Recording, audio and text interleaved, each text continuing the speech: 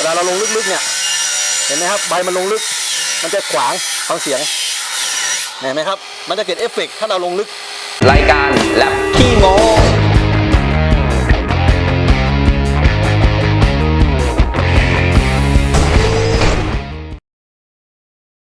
พบกันอีกแล้วนะครับกับรายการแลบขี้โม้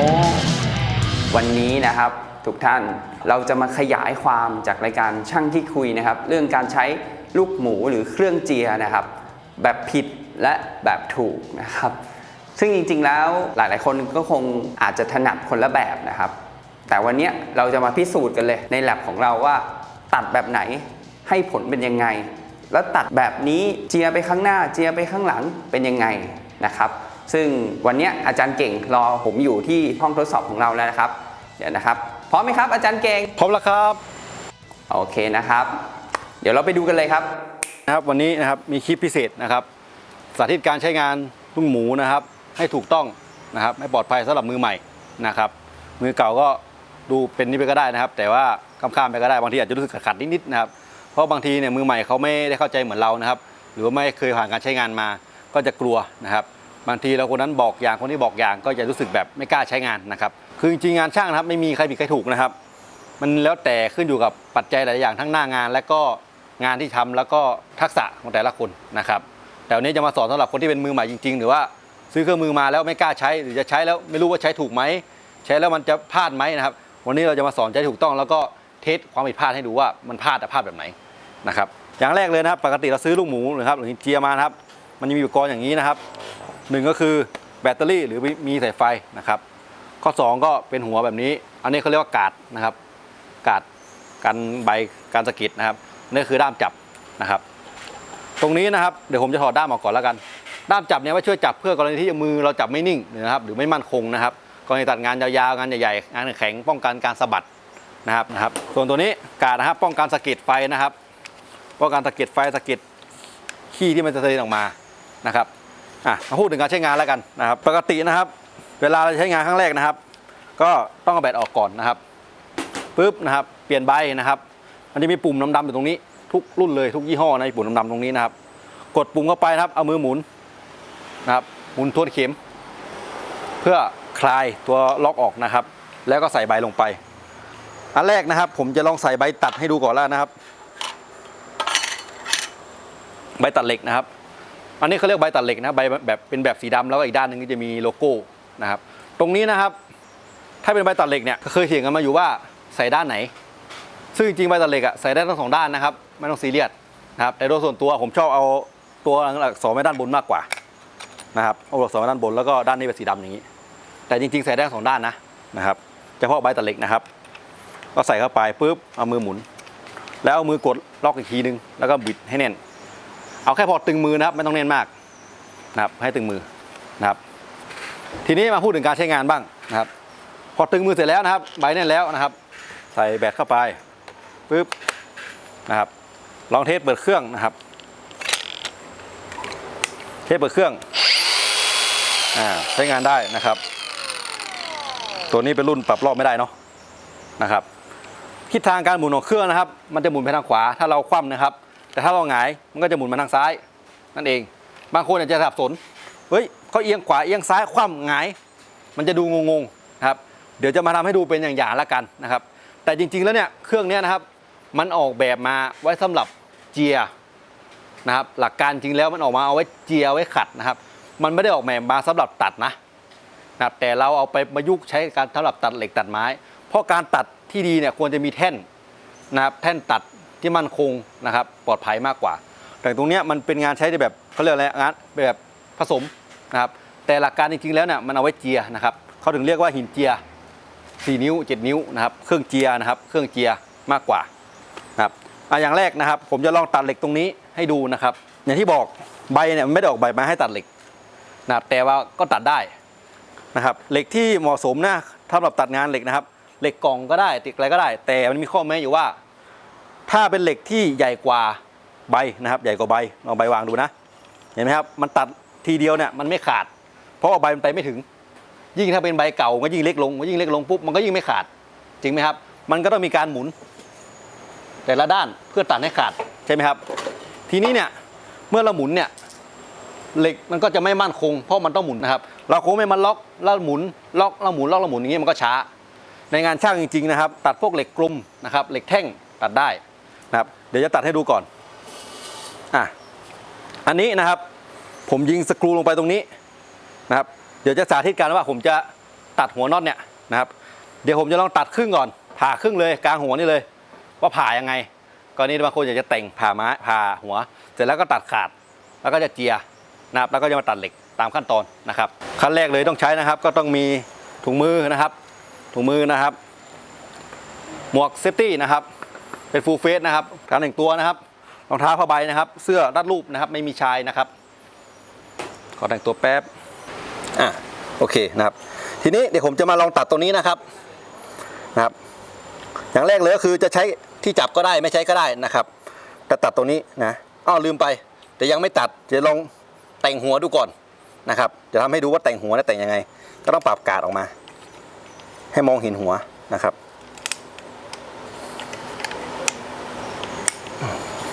ซึ่งแบบเนี้ยนะครับจะเป็นแบบนี้ครับเห็นไหม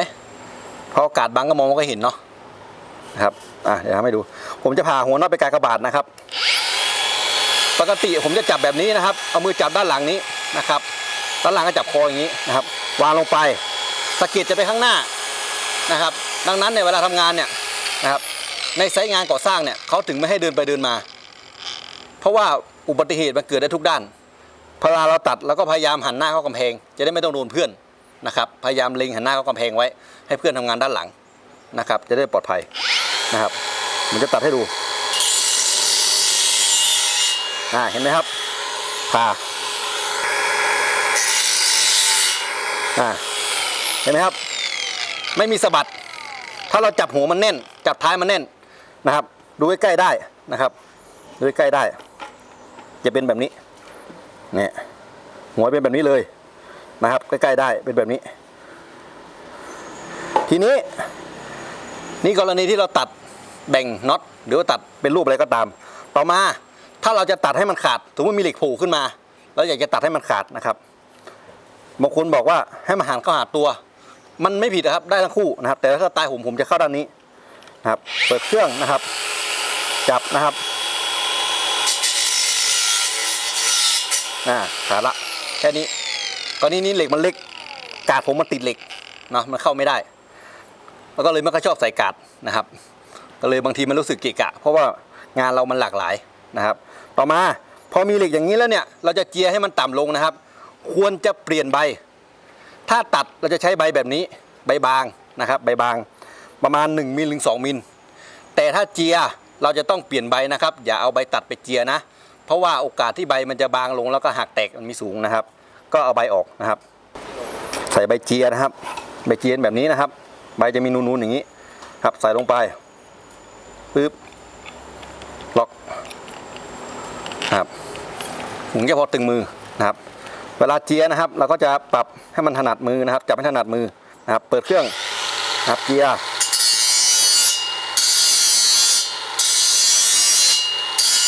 ให้ด้านมุมด้านปลายเจียนะครับดึงถอยหลังนะครับวางนี่แบบนี้นะครับสังเกตพื้นผิวจะไม่มีร่องนะครับเห็นไหมครับเราใช้หลักการการวางไม่ต้องเอียงเครื่องมากนะวางลงไปแล้วถอยหลังวางลงไปแล้วถอยหลังวางลงไปถอยหลังนะครับแผลที่ตัดก็จะสวยงามเดี๋ยวให้ดูชัดๆนะครับเห็นไหมครับเจียเข้ามาเรียบเลยนะครับไม่มีร่องของใบเจียด้วยนะครับถ้าเราจับได้ถูกต้องนี่คือหลักการเจียต่อมานะครับถ้าเราจะตัดเหล็กท่อนนี้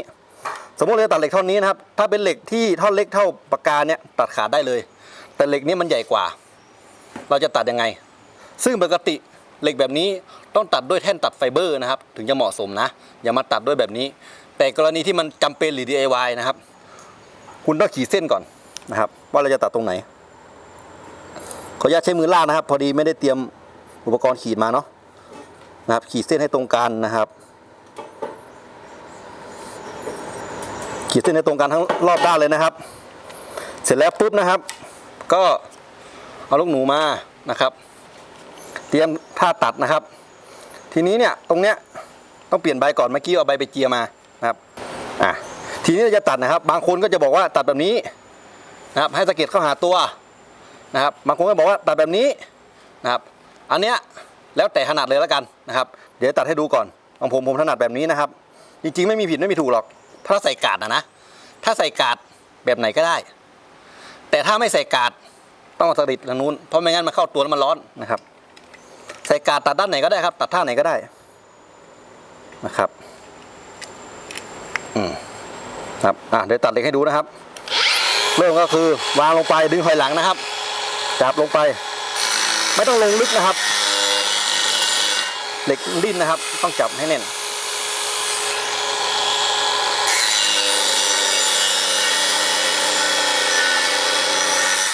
เห็นไหมครับ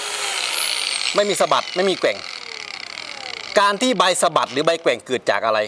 เกิดจากที่คุณตัดแล้วคุณเอาใบลงไปลึกเกินความจำเป็นเหล็กเรามีแค่ 1-2 มิลเราก็ลงไปแค่นิดเดียวกรีดแค่พอให้มันขาดไม่ต้องกรีดลงไปจนลึกอย่างนี้นะครับให้เราพลิกหมุนไปเรื่อยๆนะครับพลิกหมุนไปเรื่อยๆ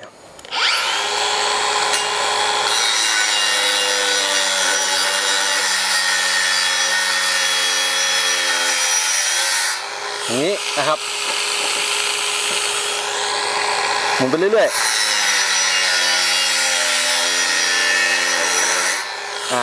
สุดท้ายนะครับ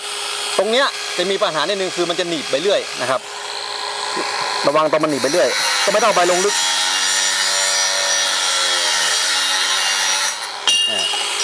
เนี่ยตัดเหล็กให้ขาดละนี่กรณีที่เหล็กมันเป็นใหญ่สมมุติว่าเหล็กตัวนี้เป็นเหล็กกล่องใหญ่ก็ต้องตัดรอบอย่างนี้นะครับแต่ว่าผมขีดเส้นไม่ตรงเพราะผมไม่ได้ฉากขีดเมื่อกี้นะครับสาธิตให้ดูเฉยว่าเวลาตัดแบบนี้ไม่ต้องตัดลงลึกนะเดี๋ยวให้ดูลงลึกเวลาลงลึกจะเป็นยังไงนะครับเวลาเราลงลึกๆเนี่ยเห็นไหมครับใบมันลงลึกมันจะขวางฟังเสียงเห็นไหมครับมันจะเกิดเอฟเฟกต์ถ้าเราลงลึกได้ยินเสียงไหมฟ้าเมื่อกี้คือถ้าเราลงลึกเนี่ยโอกาสที่ใบหนีบหรือใบคดมีสูงนะครับดังนั้นเนี่ยเอาลงแค่พอให้มันขาดแต่ถ้าคุณจับท่านี้มันจะดูดมือเราลงนะครับอันนี้ยังไม่ได้เทสใบหักเดี๋ยวจะมีเทสใบหักอีกทีนึงนะครับดูนะพอจับลงไปอันเนี้ยมันจะดูดมือเราลงมันจะลงลึกเร็วมากนะครับมันจะลงลึกเร็วมากจะทำให้โอกาสที่สะบัดมีสูงนะครับแล้วก็มีสะเก็ดไฟแต่ถ้าคุณใส่กาดไม่เป็นไรครับด้านนี้ก็ได้นะครับแต่บางกรณีไม่มีกาดหรือไม่ได้ใส่กาดก็อีกเรื่องหนึ่งเนาะทีนี้เมื่อเราขีดเหล็กนะครับจะเล่นอะไรกับเหล็กเนี่ยอย่างเงี้ยก็ทำได้ต้องใส่กาดเสมอแต่ถ้าคุณไม่ใส่กาดไฟจะกระเด็นมาโดนตรงนี้ก็จะไม่ให้ร้อนยืนต้องหลบต้องเลี่ยงแต่ถ้าทำแบบนี้สะเก็ดไฟจะไปทางนู้นก็อาจจะต้องหันหน้าเข้ากำแพงไม่ให้ใครมาเดินตรงนี้เพื่อจะได้ไม่โดนสะเก็ดไฟนะครับการตัดแต่งบนเหล็กนะครับตัดทำได้หมดนะครับถ้าเป็นลูกหนูนะแต่อย่างที่บอกอย่าลงลึกเอาแค่ขาดนะครับเดี๋ยวแต่งให้ดูนะครับเห็นไหมครับมันมีการดูดนิดนึงนะครับเห็นไหมครับแต่ถ้าเราจับมั่นคงนะครับจะไม่มีอะไรเลยเห็นไหมครับตัดได้ปกตินะครับแต่อย่างที่บอกถ้าเรามีกาดนะครับตัดท่าไหนก็ได้แต่ถ้าไม่มีกาดต้องจับให้เหมาะสมคือไม่ให้สะเก็ดไฟโดนเราเพราะสะเก็ดไฟเราก็ต้องมานั่งเก่งมันร้อนนะครับต่อมานะครับเดี๋ยวจะสาธิตการตัดด้วยกระเบื้องนะครับวันนี้ไม่มีกระเบื้องนะครับมีแต่ท่อนหินปูนนะครับใส่ใบตะกระเบื้องนะครับทีนี้ใบตะกระเบื้องผมมันใหญ่กว่านะครับมันลงไม่ได้มันติดกาดนะครับมันติดกาดตรงนี้นะมันลงไม่ได้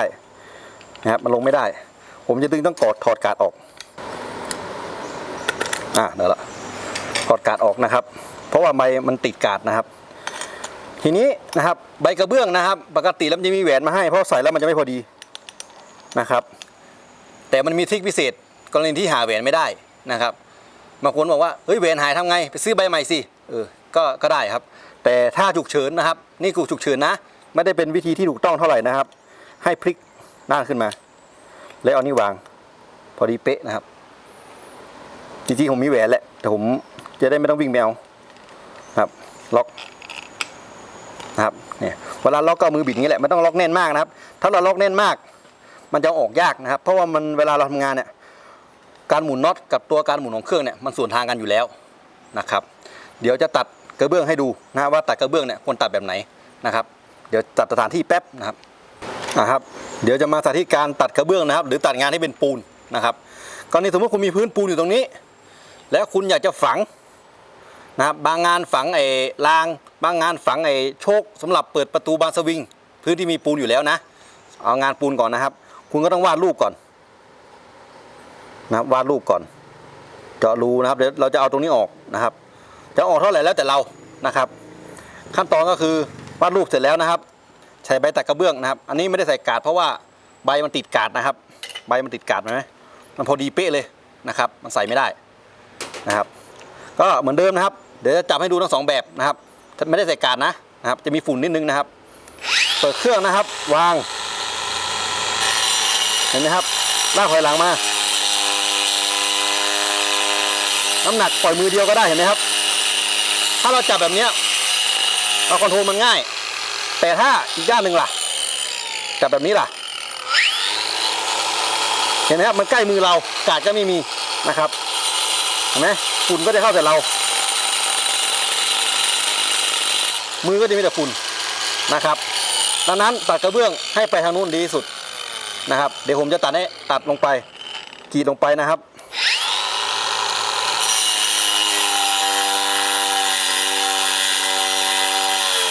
เราคุมความลึกมันได้ด้วยนะครับเห็นไหมครับคุมความลึกได้ตัดด้านนี้นะครับ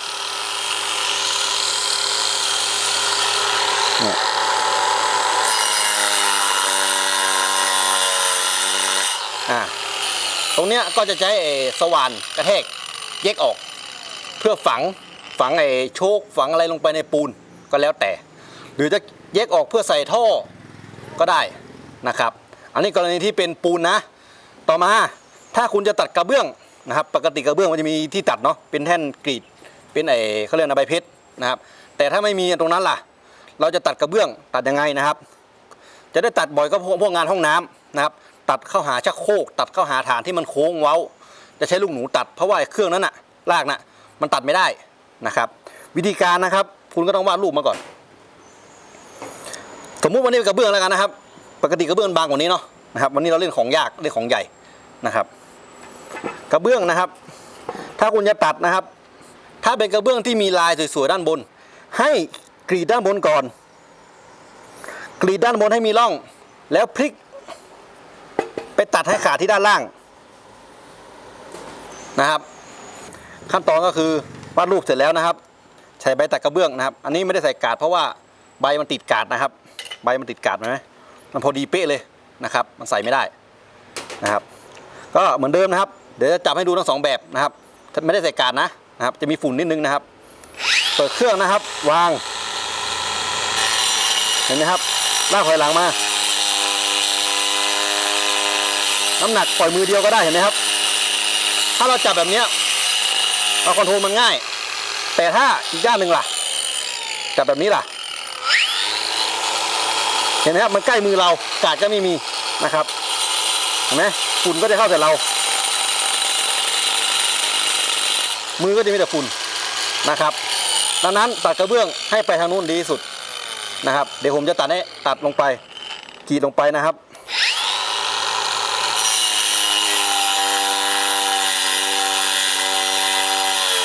เราคุมความลึกมันได้ด้วยนะครับเห็นไหมครับคุมความลึกได้ตัดด้านนี้นะครับ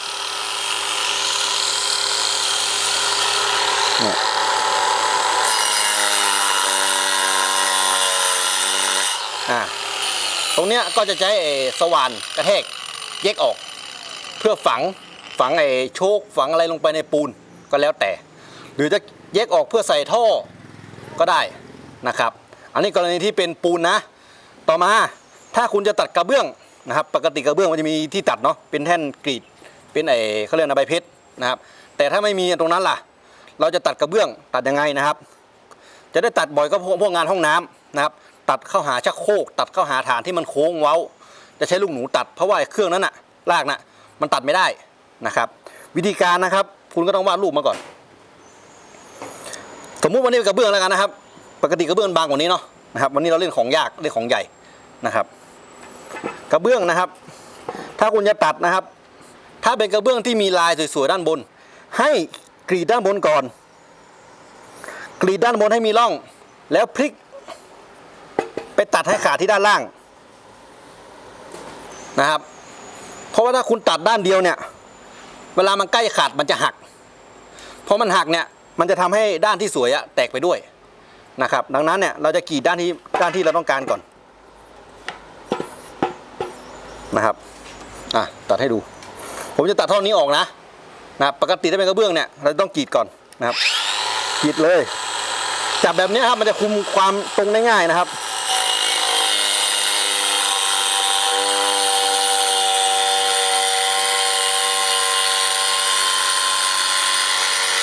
ลากถอยหลังมาเรื่อยๆเห็นไหมครับเส้นเราค่อนข้างจะตรงนะครับเดี๋ยวให้ดูใกล้ๆนะครับเส้นค่อนข้างจะตรงนะครับเห็นไหมครับมันจะคุมความตรงได้ง่ายแต่ปกติขีดเส้นไว้ก็ลากตามเส้นกรีดด้านสวยก่อนหนึ่งด้านแล้วมากรีดด้านล่างเพื่อให้ขาดนะครับแต่อันนี้มันหนาเกินไปหน่อยนึงมันก็เลยจะทำให้กรีดยากขึ้นผมก็มองไม่เห็นเส้นแล้วเนี่ยมันหนาเกินโอเคนะครับนะครับฝุ่นเยอะหน่อยนะครับงานปูนงานกระเบื้องนะครับเช่นเดียวกันวางลงไปเลยนะครับไม่ต้องลงลึกในทีเดียวนะครับลงไปทีละเซนนะครับแล้วก็ลากถอยหลังมา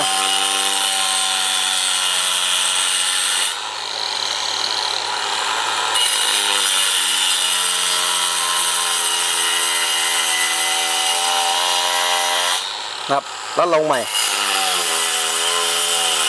ไปเรื่อยๆนะครับ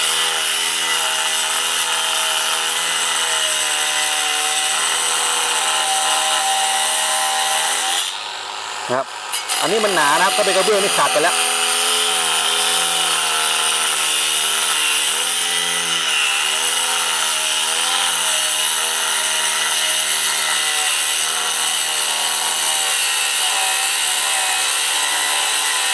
นะครับถ้าเป็นงานกระเบื้องเนี่ยกรีดแค่นี้ครับหักได้ละนะครับเวลาหักก็พลิกแบบนี้ครับอันนี้ไม่หักครับเพราะว่ามันหนาไปขออนุญาตตัดอีกรอบ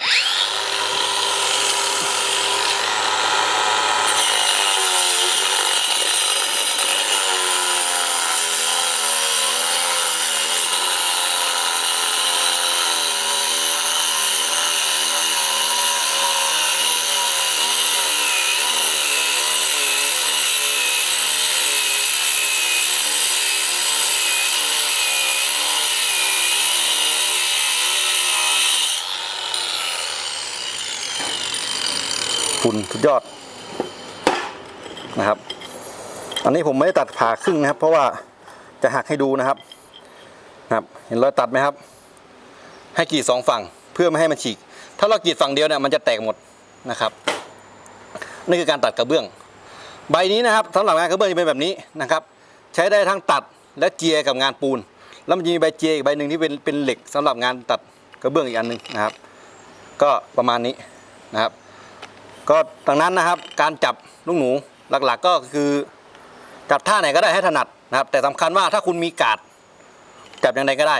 แต่ถ้าไม่มีการ์ดก็ต้องให้หันออกไปจากตัวไม่งั้นฝุ่นจะเยอะมากนะครับเดี๋ยวเราจะมาเทสการใช้งานแบบอันตรายให้ดูว่าถ้ามันแตกเนี่ยมันจะไปทางไหน